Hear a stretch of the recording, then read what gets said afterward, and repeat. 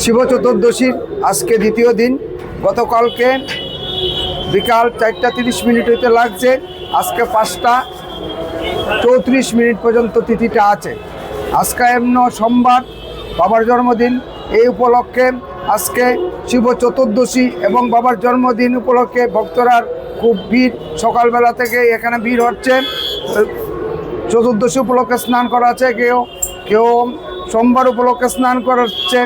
এভাবেই চলছে, সারাদিন চলবে, বিকালবেলা পর্যন্ত এই ঠাকুরের পূজা অর্চনা চলবে। বিশেষ পূজাতে কি প্রার্থনা করা হবে? ঠাকুরের কাছে শিব কথার অর্থ হলো মঙ্গলদায়ক। ওনার কাছে সবাই মঙ্গলই কামনা করে।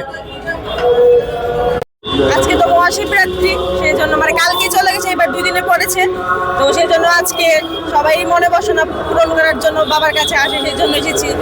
বাবার কাছে মনের বাসনা প্রার্থনা জানালাম, শিবের মাথায় জল ঢাললাম, সেই কারণেই আসা। প্রত্যেক বছরই কি আসেন? হ্যাঁ, প্রতি বছরই, বিয়ের পর থেকে প্রতি বছরই আসছি। বিয়ের আগেও আসতাম, এখনো আসছি, 10-11 বছর ধরে আসছি এখানে। কি প্রার্থনা করলেন?